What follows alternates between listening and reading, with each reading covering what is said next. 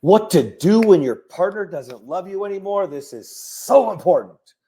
Why people stay together for the kids, and it's not what you think. Why men are not leading in their home. I'm Cass. And I'm Kathryn. Not so obvious ways to get the sex back. So when you dated your husband in the beginning, did you ever answer the door with your hair all crazy? We're Morrow Marriage. Let's flip divorce statistics with the new marriage. I want to just start, before we get too far into this, I want to start with something that is going to probably blow most of your minds. So many people come to us, unfortunately, with divorce papers. She's already out of the house, or he's already out of the house. You guys are living in different rooms, completely checked out, however it is. And of course, a lot of you are still in the same room and coasting, okay? Listen, your mind goes in a fearful state no matter which one of these negative outcomes you're in, goes into the divorce state, the fear-based state, the failure state. Fear about what the kids are going to see, fear about not seeing your kids. It's all fear, fear, fear. Fear if I'm good enough. It's all fear, anxiety, insecurity surrounded by all the bullshit that's not solving the problem.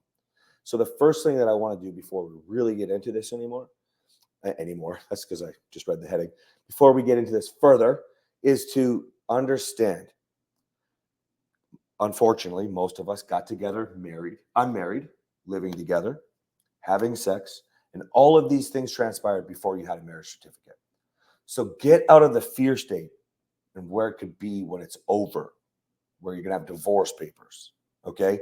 I'm not condoning we wish we would have saved ourselves. We wish we would have, done it all in the right order. The reality is most of us didn't or don't, okay? And if you're listening, God bless you. You did it right, if you did it right. So, but what I want you to understand is that on a whole, most people don't do that. And so get out of the fear state when it comes to thinking about how far it's going to go and what the divorce looks like. None of this is going to help you when your partner doesn't love you anymore. The second thing that I want to make sure that we talk about today is this.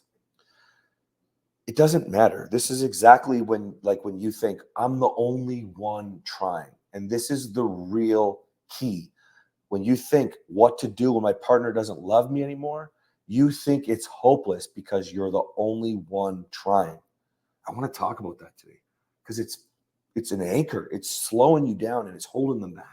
The feeling of being hopeless? Yes. Yeah, major mindset shift needed if that's what you're thinking, because then you're just going to end up spinning your tires because you're doing one thing, but you're telling yourself that you can't do it. You're telling yourself it's not possible, right? And the reality is this. One of the reasons that we've gone super viral and we've helped so many people in such a short time is simple.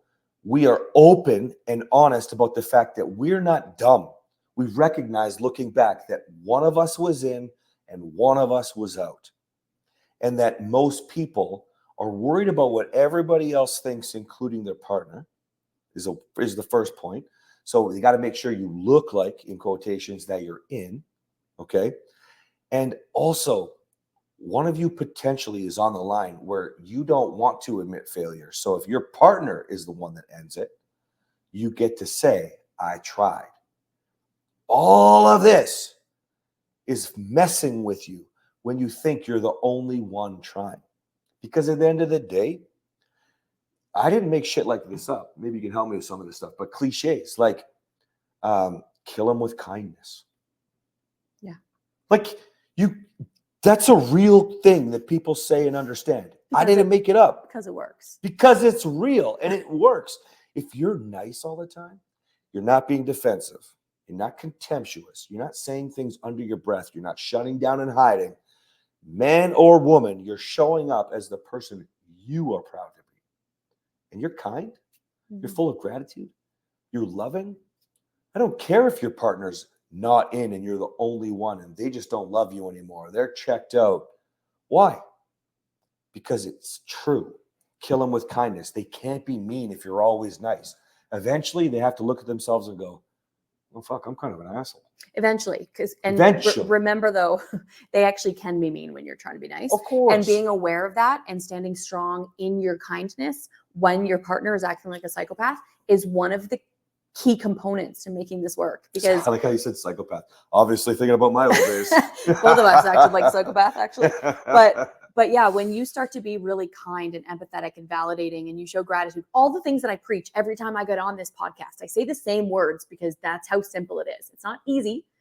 I always say, you're not living life in a vacuum. You're with other people. It's going to make it difficult. But when you can stand strong in that kindness, when your partner is acting like a psychopath, like I said, you need to remember, don't get on the crazy train, go back and watch other episodes, because they are going to be mean. It doesn't change overnight. So it's going to take time for you to be able to stand behind this new kindness, probably for your partner to believe it. And then for your partner to realize that you're being so kind that they need to reflect on their own behavior and say, wow, I'm a little bit of a lunatic. Let me give you practical understanding of this. So when Kathryn didn't believe me because of the probation, right? I had to be kind.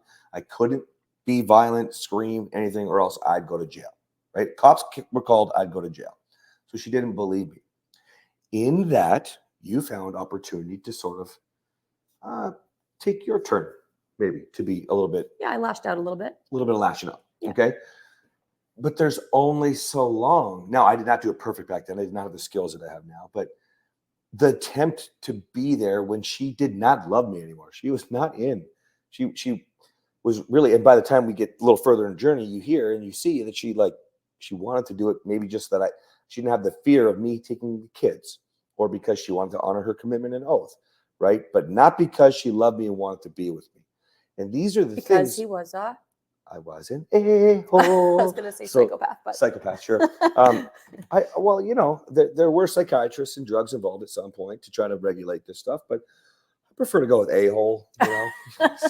But there is a reason. I just think it's funny to use the word psychopath. It is. Well, yeah, there's a reason. He Let's wasn't just an say actual diagnosed psychopath. Come on, obviously, I'm alive. no. So. I had conditions, but there's a reason I'm Cass and not Ryan anymore. But anyways.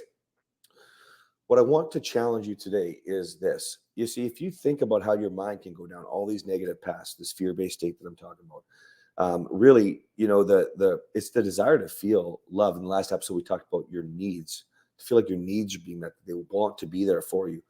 If you can kind of just let go of this shit and understand when your partner isn't on board, you are typically not responding in a way that's going to invite them back in.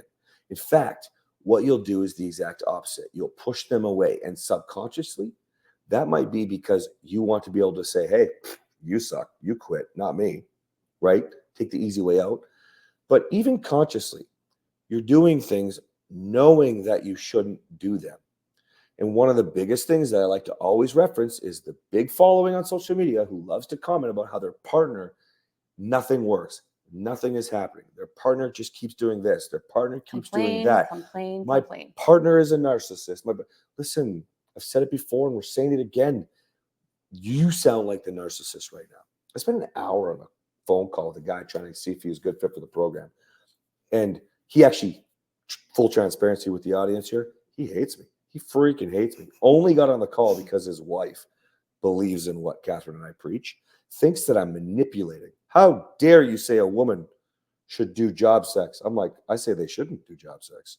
Like he's got his own belief system going on. He's in his own reality, right? That was his first example, and he had no more after that, by the way. But anyways, he spent the whole call, baby, he was just gaslighting his wife, full on talking about her being a narcissist, didn't take any responsibility. And I'm talking like, I'm good at getting the questions out there to pull in like what they're truly feeling, the pain that they're feeling, to understand if they can be helped. And all he wanted to do is say he can't be helped because my wife is mean. My wife is the problem. My wife is never going to fix anything. I do this. So I'm like, well, but you shut down. You told me you shut down. Do you think that that's a good quality of an adult, let alone a man? You're not having a conversation. You said you withdraw. You said that you have tried this, but then you said these silly things and this and that. Yeah. He acknowledged it and then blew past and blamed the wife. Listen, if your wife's not into you anymore, it sounds to me like maybe you're not into your partner anymore. So now you have to dig deeper into you. Go. I was going to say, with this whole blame game thing, do you think that it's just coincidence that we talk about Cass when he was Ryan and all these problems that he had and how crazy he acted and all these things, and I thought everything was his problem? Do you think it's coincidence that when I addressed my own behavior, that's when things changed? So Oh, snap. as crazy Yeah, as he yeah. was, and he admits it, he was abusive. He was quite in his own delusions. I use the word crazy. I should be more sensitive to that probably. No, I'm good now, but yeah. I just mean even for other people. Like I don't, Anyway, as bad as he was, when did things change? When I stopped pointing the finger at how bad my husband was and I started to address my own things, which if you were to compare them, I did not hold a candle Nothing. to my husband. Nothing. But our relationship changed when I looked at the things that I could fix that I had no idea had the power to hold my husband up to where he needed to be and make these changes. Beautiful. Let's just really tie this to the title. What do you do when your partner doesn't love you anymore? Listen, I was doing my damnedest, and I had a lot of work to do because I was a narcissist, severe, by the way, if you don't know the story, okay? Now I'm managing self-aware. We thought anger management, 14 years of therapy, the anger management was court mandated. Courses, books, most of the good education, books, courses, coaches, true experience with change with us was all after Kathryn started showing that she was interested in more. Why? Well, I tried a lot and I didn't reach her. And now again, we have a different journey for you because we didn't know shit back then. Okay. But when I said to her, listen, I'm not that guy anymore. When I'm tired of being, because I knew things were different and I could feel the reactive pushback. I could feel her fear and her holdback. And again, I didn't have things like, showing up as who as I was going to be proud of and leading and all that stuff. But anyways, at that moment, it didn't take long. That's when you enrolled in your first course and you were like, who can I be? And that's why you talk so passionately about women in their own power can change so much. So much. You have So no much. idea. I had my psychotic moments in the marriage reacting to my husband, but I firmly believe I was like 10% of the problem. And I will tell my wives, you have to be at least 40%. So I'll take 40%. It's never 50-50, but somewhere between 40 and 60. So I wasn't actually 10%, but that's what it felt like. It felt like 10%. So for that 10%, and I'll go back to 40, but for you to have the smaller piece and for you to be able to make those changes, and then all of a sudden things turn around. Hello. It's so powerful. I want to be super clear because the power of this is this important. Okay. When you make changes, you're doing it because you initially start with, I want them to love me again. I want to avoid this divorce. I want to keep my family together. You're changing for your partner. So when you start to realize that you can change for you, then this is like this, you give and you start receiving thing. Okay. And you just give. You just show up as a person you're proud of. Will that change everything?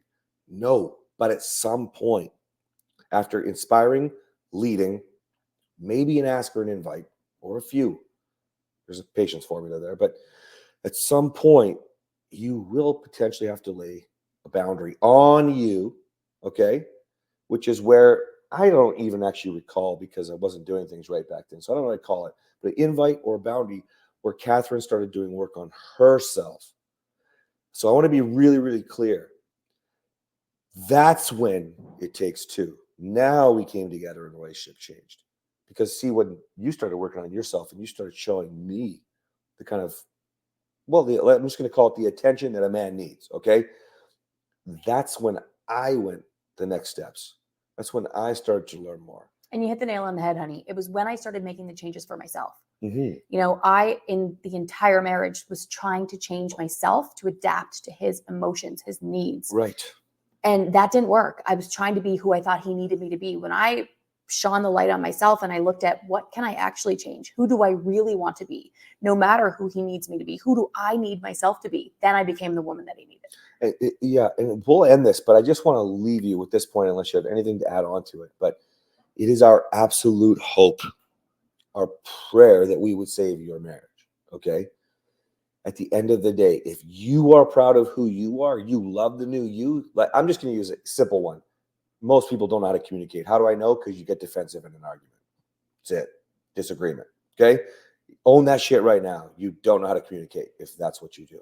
By the way, we still work on it. Everybody should always work on that. So now, who do you want to be? Well, I don't want to be defensive. Not with my spouse, not with my children, not with somebody at work. I want to understand where they're coming from. Why? Because the more you understand, show empathy, compassion, you give, you will receive. Don't do it because you want something. It just happens. Okay? And what happened in our marriage is simple. Then we both got really good at doing the same thing. And naturally, we came together. And it just keeps getting better and better and better. Different Yes, it does. intentions. Different intentions. All right, guys. We're going to let you go. On the next one, though, we do want to talk about, it came up about how do you find the right coach, therapist, course, whatever. Came up after we talked about why we won't hang out with you in that episode. So check that one out, and we'll see you on the next one. See ya.